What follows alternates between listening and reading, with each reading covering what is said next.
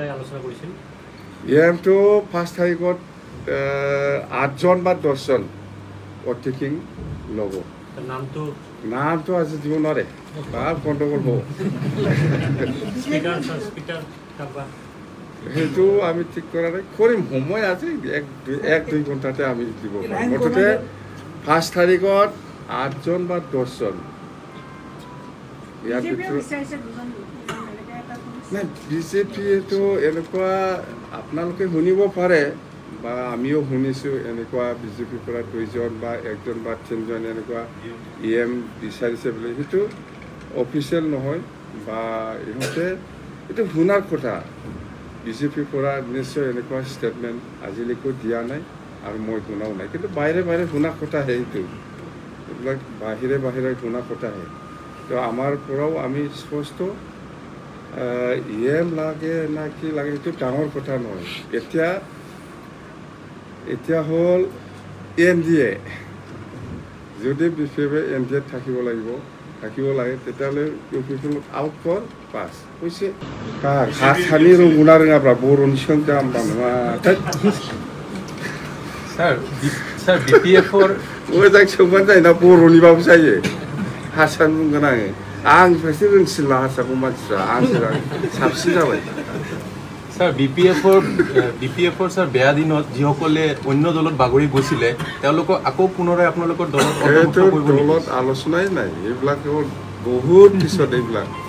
এতিয়া এইবিলাক আমাৰ আলোচনাত অহা নাই আৰু নিশ্চয় নাহিব যদি আহে পৰিৱেশে আমাক জনাব সব কথা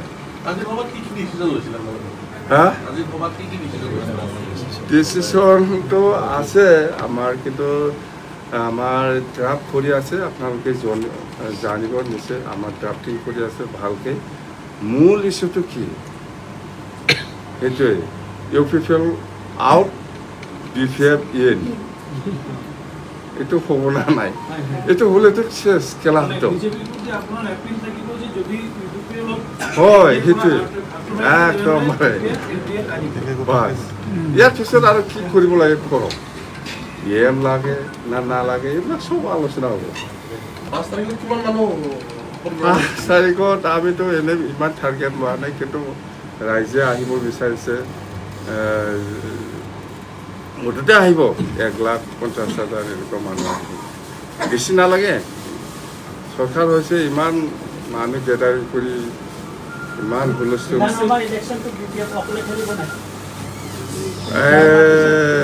এইকাৰণে কৈছে মই ইউপিপিএল আউট BPF in আৰু NDA যদি হয় আৰু কি একলা একেলগে এইবিলাক কি প্ৰশ্ন হয় 5 তাৰিখত 8 জন বা 10 জন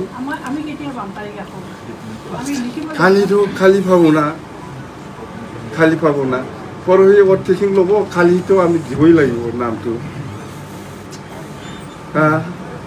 আৰু দেখো সাংবাদিকफ्राव मा फाग्ला मोजां सोंबो रोङा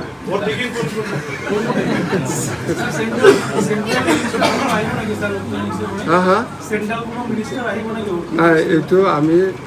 প্ৰথম তাৰমানে এনেকুৱা হয় যদি ইউপিপিএল আউট BPF in যদি হয় তেতিয়া আলোহিটো স্পষ্ট হ'ব এইটোহে যদি নকৰে আমি বাহিৰে কাম কৰি থাকিম আৰু কি লাগে উপায়টো নাই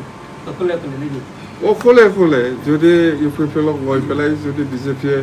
কাম কৰিব বিচাৰি আছে আমাৰ কোনো আপত্তি নাই আমি উপায় নাই অকলে হ'লেও আমি কাম কৰি যাম বাছ এইটোতো নিয়ম প্ৰমোদ দলক মাতিব লাগিব না নামাতিলে আৰু কিবা বক্তি থাকিব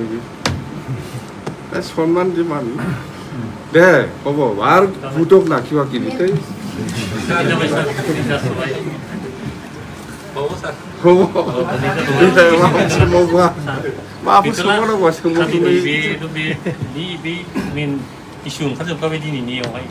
একদম মাটি পাতা কৈছে হ'ব আমাৰ আজি BPF দলৰ PMB বৈঠক হৈছিলে যেহেতু আপোনালোকে সবে গম পাইছে যে অহা 5 তাৰিখ অক্টোবৰৰ যেটো সৰকাৰ গঠন কৰিবলৈ গৈ আছে ইয়াৰে অৰ্থেকিং চেৰিমনি আছে এইটো বিষয়লৈ আমি এতিয়া সরকার যেটো বনাবলৈ গৈ আছে যেটো সময়ও নাই এই হিসাবত আমি ফেমি আলোচনা কৰিছে যে অৰ্থেকিঙৰ পিছত যেটো সৰকাৰত বহিব আমি কি কাম কৰি যাম এইটো লৈ খুব সিরিয়াসলি ডিসকাশন হয়েছে আর আমি আসলে BPF হিসাবে অকলে নির্বাচন খেলছি সবাই জানে আমি BPF হিসাবে 28 সিট পাইছে সেইটো সবেও জানে তো এতিয়া আমার কথাটো হল BPF-ৰ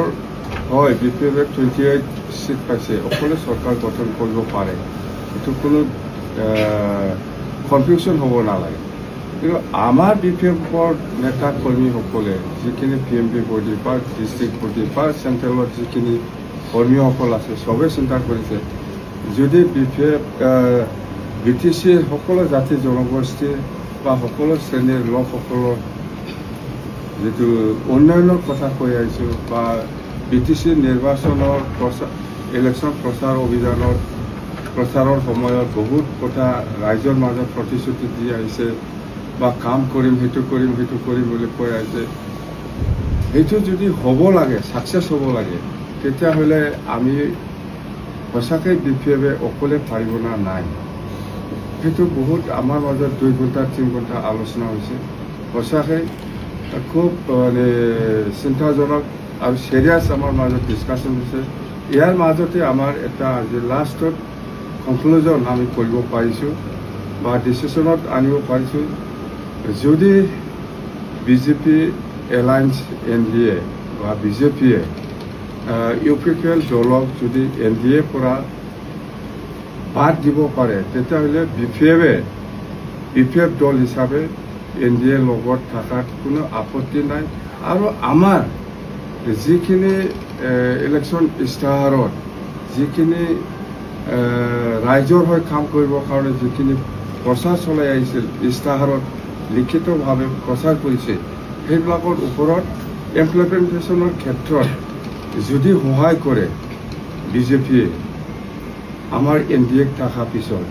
বা আমি NDA-ত থাকিম তেতিয়াহ'লে আমাৰ কোনো আপত্তি নাই সেটা কথা UPPL থাকিলে BPF নাথাকিব যদি UPPL-ক বাদ দিব পাৰে তেতিয়া BPF-এ BJP-ৰ লগত এলায়েন্সত থাকি পেলাই কাম কৰিবৰ কাৰণে ইচ্ছা আছে আৰু থাকিব আৰু আমাৰ কিছুমান ডিমান্ডছ আছে BTC উন্নয়নৰ স্বাৰ্থত সেইখিনি নিশ্চয় BJP-য়ে আমাক সহায় কৰিব বুলি আমি আশা কৰি আজি আমাৰ কোনো আপত্তি নাই NDA থাকাৰ সেইখিনি ডিসিশন আমাৰ মাজত আহি স্পষ্ট কথা ঠিক স্যাৰ BJP-য়ে যদি UPPL-ক NDA-ৰ পৰা বাদ দিয়ে তেনেহ'লে BPF-এ কি BJP-ৰ লগত এলায়েন্স সৰকাৰ কৰব নেকি BTC-ত সৰকাৰৰ কথা পিছত প্ৰথম এলায়েন্সটো ক্লিয়াৰ হ'ব লাগে ইয়াৰ পিছতহে সরকার প্রথম এলায়েন্সটো ক্লিয়ার আমি কৈছিলোঁ যে UPPL-ক বাদ দিয়ক আমি NDA-ত সোমাই যাম তেতিয়া ক্লিয়াৰ হৈ গ'ল তেতিয়া BJP-ক লৈ পেলাই সৰকাৰ কৰে নকৰে সেইটো অট'মেটিক ইনক্লাইন সেইটোৱে UPPL-ক বাদ দিয়ক আমি BJP-ৰ লগত NDA-ৰ লগত থাকি পেলাই আমি সৰকাৰ গঠন কৰিম আমি সৰকাৰ গঠন কৰিম মানে এলায়েন্সত আমি থাকিম সৰকাৰটো অকলেও বনাব পাৰে BJP-কো লৈ পেলাই বনাব পাৰে সেইটো সেকেন্ড অপশন প্ৰথমত NDA এলায়েন্স UPPL-ক বাদ দিব লাগিব